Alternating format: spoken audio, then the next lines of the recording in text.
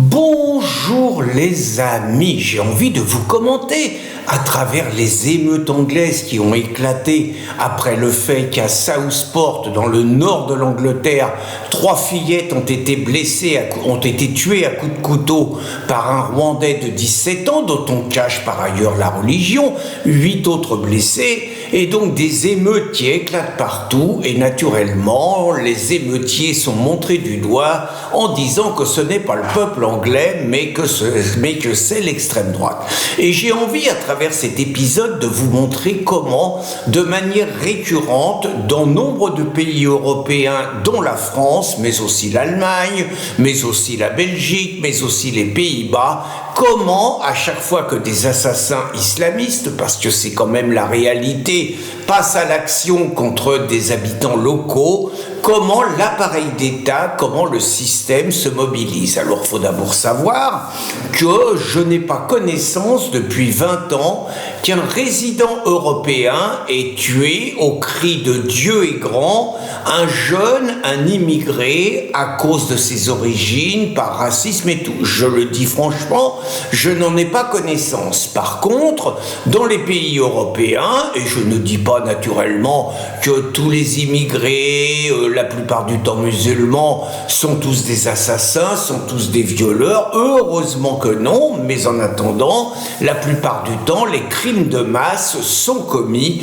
par des résidents extra-européens qui n'ont pas forcément toujours une situation régulière dans le pays. Alors en Grande-Bretagne, on va dire la colère vient de loin, c'est-à-dire que vous avez eu l'attentat de Londres en 2005, l'attentat dans le métro anglais à Londres en 2005, vous avez eu les viols de masse de fillettes anglaises à Rotterdam qui ont été complètement cachés par les travailleurs sociaux, par la justice et par la police pour, paraît-il, ne pas stigmatiser les populations étrangères et notamment pakistanaises, et donc on a sacrifié des milliers de jeunes filles, et le formidable Tommy Robinson, sur lequel je reviendrai, a eu beaucoup d'ennuis parce qu'il a essayé justement de rendre public ces scandales.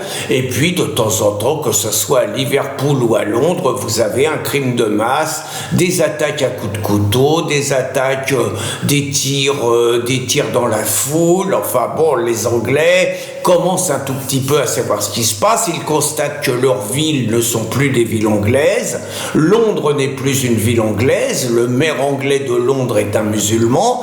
De plus en plus de cités anglaises sont tenues par des musulmans, et les Anglais de souche, appelons-les ainsi, essayent de se réfugier à la campagne. Donc on ne peut pas ne pas comprendre la colère anglaise si on n'a pas ces ingrédients qui ressemblent un petit peu en France, disons, aux attentats de Charlie Hebdo, aux attentats du Bataclan, aux attentats de Nice. Bon, c'est à peu près toujours les mêmes scénarios, aux morts d'Enzo, aux morts de Lola, aux morts de Thomas, à Crépol et tout. Donc on a à peu près des scénarios voisins, et là donc, alors que d'habitude c'est seulement des colères qui sont plutôt alimentées par des mouvements identitaires, là c'est réellement une véritable émeute populaire. Et donc c'est intéressant d'étudier le fonctionnement de l'appareil d'État. C'est le sens de cette vidéo. Il fait monter au feu ces politiciens et ces journalistes de propagande qui tiennent le même discours, vu les rapports incestueux qu'ils ont, vu le nombre de politiciens qui couchent avec des journalistes et vice-versa. De toute façon, c'est le même discours au service de l'immigration et au service de l'islamisation du pays. Donc on en voit déjà sur les médias, on cache déjà la plupart du temps l'origine, le nom, l'identité des assassins. La plupart du temps, on noie le poisson. Là, c'est le cas du Rwandais. Ensuite, on défend la religion de l'assassin. Quand on ne peut plus le cacher, vous avez droit à surtout pas d'amalgame. L'islam, ce n'est pas ça. Ne confondez pas les islamistes qui n'ont rien compris au message de paix du prophète avec les musulmans qui sont naturellement des hommes de paix, fondamentalement attachés aux valeurs du pays, blablabla. Donc, vous avez la propagande, touchez pas l'islam.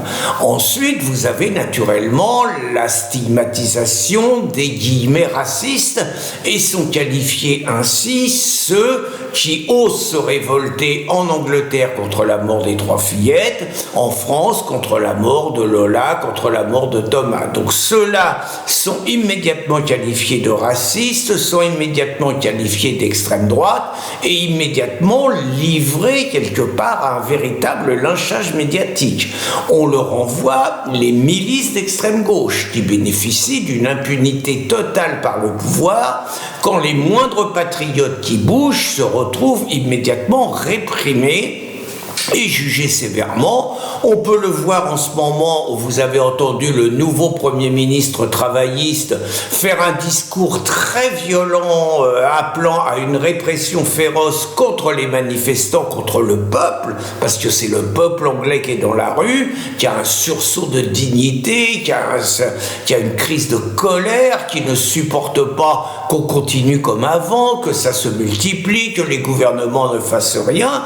Donc ceux-là, on les cible et on les menace. Donc le Premier ministre se flatte qu'il y ait déjà 150 manifestants arrêtés et on peut faire confiance à la justice pourrie des Anglais comme celle des Français, j'y reviendrai, pour que les mecs morflent lourd. Les mecs morflent lourd quand on fout en Grande-Bretagne une paix royale aux milices islamistes qui, armés de barres de fer, sont les supplétifs de la police pour casser du résistant, pour casser du patriote.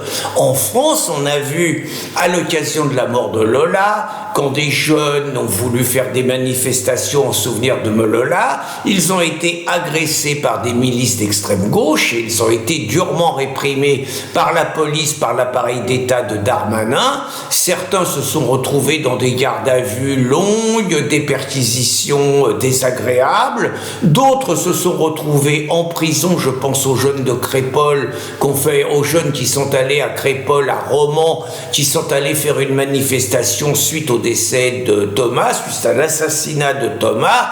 Les mômes ont été condamnés dans les 24 heures par des juges pourris à des peines allant de 6 à 8 mois de prison. Les mecs n'avaient jamais le moindre casier judiciaire. Quand par contre les racailles islamisés de la cité de Romans, d'où étaient partis les assassins, qui ont agressé un jeune, l'ont humilié et ont failli lui foutre le feu, eux, on n'y touche pas. Donc vous voyez la volonté de l'appareil d'État, de sa justice et de sa police, d'être du côté du colonisateur, du côté des islamistes et de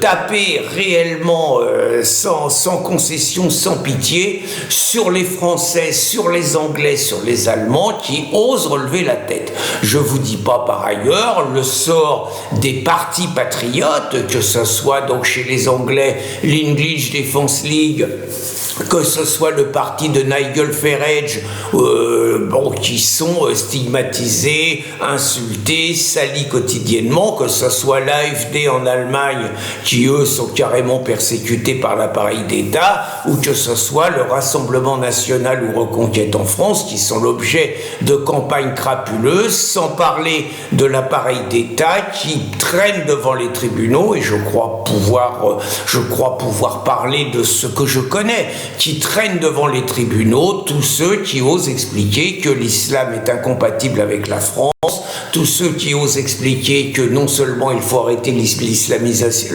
le grand remplacement et l'islamisation, mais procéder à une grande remigration, c'est naturellement considéré comme de l'incitation à la haine. Je ne vous parle pas de la censure des réseaux sociaux, je ne vous parle pas de l'ensemble de la répression qui frappe tous les mouvements patriotes. Donc j'ai voulu vous faire cette vidéo, d'abord pour amener mon soutien au formidable Tommy Robinson, qui est ciblé par toute la collabosphère comme étant le grand animateur de toutes les manifestations. Tommy symbolise la répression que subissent les patriotes. J'ai eu la chance de rencontrer Tommy plusieurs fois lors de certaines initiatives dans les années 2010-2015. C'est un mec extraordinaire que l'appareil d'État a essayé de tuer. C'est-à-dire qu'ils l'ont envoyé en prison plusieurs fois, ils l'ont collé au milieu d'islamistes et tout qui ne pensaient qu'à une chose, c'est de lui faire la peau, et seule la résistance résistance, la constitution physique de Tommy lui ont permis de sortir vivant de ces épreuves.